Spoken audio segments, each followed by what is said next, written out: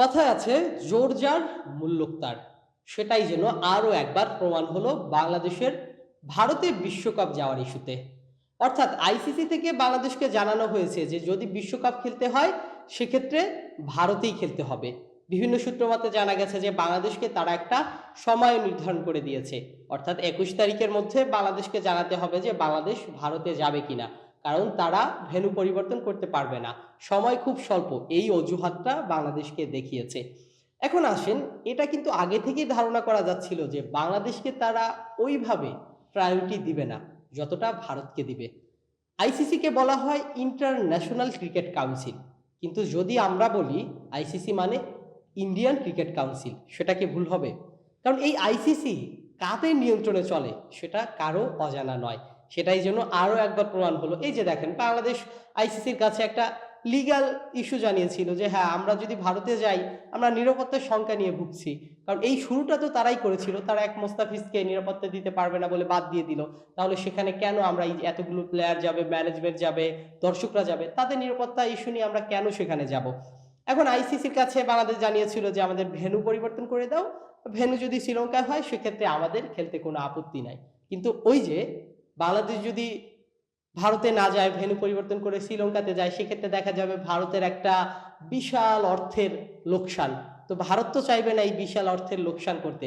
তার থেকেও বড় যেটা কথা সেটা হলো যে এই যে বাংলাদেশের সিদ্ধান্তটা যদি আসলে আইসিসি মেনে নিত, শ্রীলঙ্কাতে ভেন্যু দিত, তাহলে ওই যে ভারত বাংলাদেশের কাছে একটু ছোট হয়ে যেত।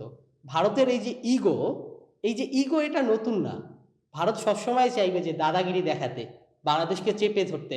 তবে বাংলাদেশ এখন পর্যন্ত তাদের সিদ্ধান্তে অনড় আছে যে তারা ভারতে যাচ্ছে না, হয়তো তারা এবার বিশ্বকাপে অংশগ্রহণ করছে না। এখন আসেন আরেকটা বিষয় নিয়ে কথা বলি, সেটা হলো যে বাংলাদেশের ভেন্যু যদি পরিবর্তন করে না দেয় আইসিসি, সেক্ষেত্রে পাকিস্তানও বলেছে তারাও বিশ্বকাপ থেকে সরে দাঁড়াবে। যদিও কোনো তারা অফিসিয়ালি কোনো কিছু জানায়নি, কিন্তু পাকিস্তানের বিভিন্ন গণমাধ্যমের সূত্রে জানা গেছে যে পাকিস্তানও বিশ্বকাপ থেকে সরে দাঁড়াতে পারে। পাকিস্তান ভারতের যে ইস্যু, পাকিস্তান ভারতের যে দ্বৈরথ, সেটা কিন্তু নতুন না, অনেক বছর ধরে চলছে। বা ভারত পাকিস্তানে যেতে চায় না, পাকিস্তানও এখন ভারতে যেতে চাচ্ছে না। সামনে হয়তো এটা আমরা এই যে বাংলাদেশের সাথেও শুরু হয়ে গেছে, সামনে দেখবেন অন্যান্য দেশের সাথেও শুরু হয়ে গেছে। আরেকটা বিষয় যেটা, সেটা হলো যে জিম্বাবুয়ের সিকান্দার রাজা, তাকে ভারত ভিসা দিতে চাচ্ছে না, কারণ তিনি পাকিস্তানি বংশোদ্ভূতের জন্য। শুধুমাত্র সিকান্দার রাজাকে না, এমনকি ভারত দাদাগিরিটা দেখাচ্ছে আমেরিকার সাথে। আমেরিকান কয়েকজন ক্রিকেটার আছে যারা পাকিস্তানি বংশোদ্ভূত, তাদেরকেও ভারত ভিসা দিতে চাচ্ছে না। চিন্তা করছেন মানে তারা কোন লেভেলে দাদাগিরিটা নিয়ে গেছে। এখন জিম্বাবুয়েও জানিয়ে দিয়েছে যদি সিকান্দার রাজাকে ভিসা না দেওয়া হয় সেক্ষেত্রে তারাও বিশ্বকাপে অংশগ্রহণ নাও করতে পারে। জিম্বাবুয়ে, তারপরে ইউএসএ, আরো অনেক দল আছে যেখানে পাকিস্তানি বংশোদ্ভূত অনেক ক্রিকেটার আছে, যেমন সিকান্দার রাজা, সিকান্দার রাজার বাবা দাদা বা তারা পাকিস্তানি। এই জন্য ভারতে মানে ভারত তারা পাকিস্তানি কাউকে ভিসা দিবে না। কিন্তু ধরেন একটা দেশ তাদের তারকা ক্রিকেটারকে ছাড়া কেন খেলতে যাবে? সিকান্দার রাজাকে আমরা সবাই চিনি, বিশ্ব ক্রিকেটে তিনি কত বড় তারকা, এবং জিম্বাবুয়ের দলটাকে তিনি কোন লেভেলে নিয়ে এসেছে। একটা সময় হ্যাঁ, জিম্বাবুয়ের দল বেশ ভালো ছিল, অন্যান্য দলের সাথে ফাইট দিতে পারতো, কিন্তু একটা সময় পর গিয়ে তারা কিন্তু সেই ধুঁকতে ছিল। সেই ধুঁকতে থাকা দলটাকে বলতে পারেন যে প্রাণ দিয়েছিল সিকান্দার রাজা। সেই সিকান্দার রাজাকে ছাড়া জিম্বাবুয়ে কেন বিশ্বকাপ খেলতে আসবে? এই যে প্রথমে পাকিস্তান, তারা ভারতে যাবে না, তারপরে এক নম্বর বাংলাদেশ দাঁড়িয়েছে যে তারাও যেতে চাচ্ছে না, জিম্বাবুয়ে, তারপর যদি দেখেন ইউএসএও যদি না আসে বলে, অন্যান্য দেশ, আরব আমিরাত বা আরো অন্যান্য দেশেও কিন্তু পাকিস্তানি বংশোদ্ভূত ক্রিকেটার আছে।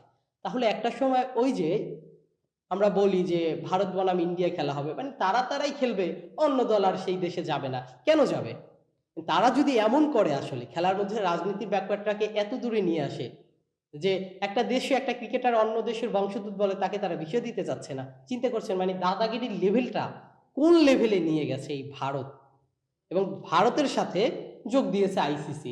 আমি কেন আইসিসি বললাম যে আইসিসি ইন্টারন্যাশনাল ক্রিকেট কাউন্সিল না, এটা ইন্ডিয়ান ক্রিকেট কাউন্সিল, কারণ এটাকে পরিচালনাই তো করে ইন্ডিয়া। এবং আইসিসির যে সভাপতি প্রেসিডেন্ট, তিনি কে? তিনি জয় শাহ, তিনি কোন দেশের? ভারতের। তো আর কিছু বুঝতে বাকি নাই। বাংলাদেশের এই যে আমরা ভারতে যাব না, ভেন্যু পরিবর্তন করে দাও, এটা কিন্তু আরো 15 দিন আগে জানানো হয়েছে। চাইলেই তারা পরিবর্তন করতে পারত, কিন্তু তারা করে নাই। এবং আরেকটা বিষয় যেটা, সেটা হলো যে আয়ারল্যান্ড, আয়ারল্যান্ড যেই গ্রুপে আছে তাদের খেলা শ্রীলঙ্কার ভেন্যুতে। তো বাংলাদেশের সভাপতি বাংলাদেশ ক্রিকেট বোর্ডের সভাপতি আমিনুল ইসলাম বুলবুল বলেছিলেন, আয়ারল্যান্ডের সাথে যোগাযোগ করেছিলেন যে তোমরা ওই আমাদের গ্রুপে চলে আসো, আমরা তোমাদের গ্রুপে যাই। সেক্ষেত্রে আর কোনো সমস্যা হলো না।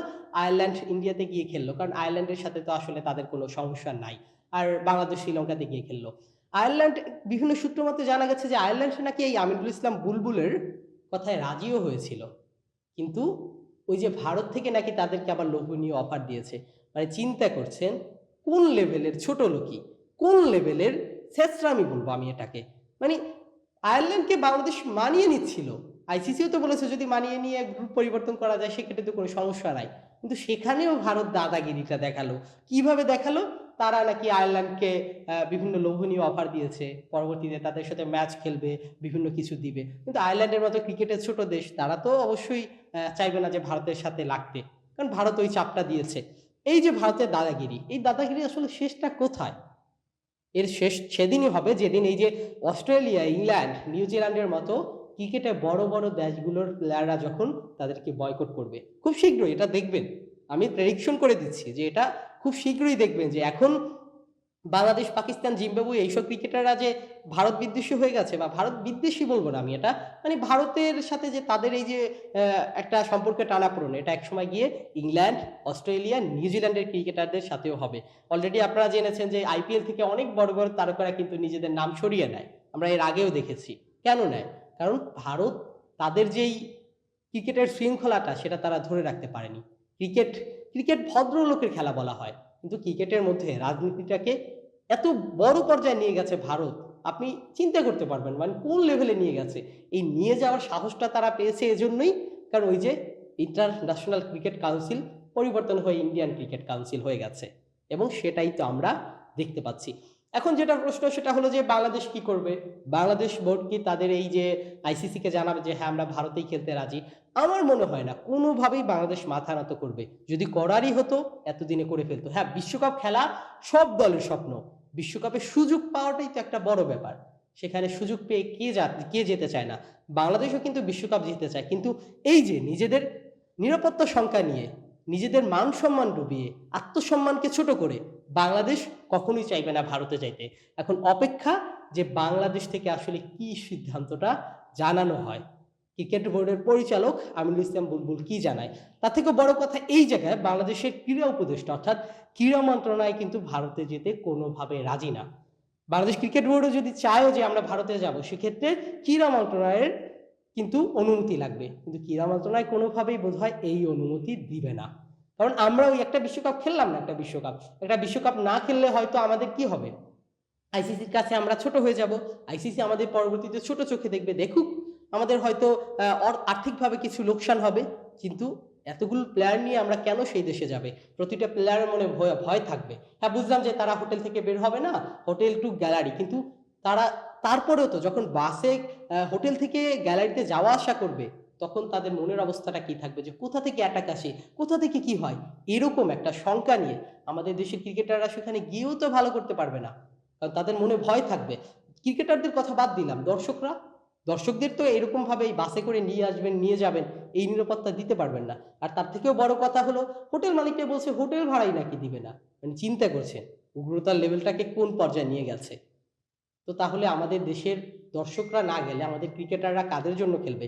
যদি দর্শকরা গ্যালারিতে বসে গলা না ফাটায় বাংলাদেশ বাংলাদেশ বলে, তো সেক্ষেত্রে ক্রিকেটাররা তো সেখানে তাদের পারফরমেন্স এমনিতেই ডাউন হয়ে যাবে। এখন দেখার বিষয় বাংলাদেশ ক্রিকেট বোর্ড থেকে কি সিদ্ধান্ত আসে।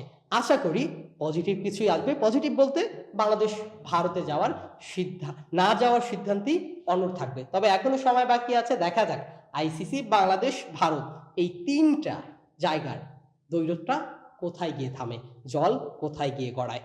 কথা বলছিলাম আসিফুল হাসান, ডিএস স্পোর্টস।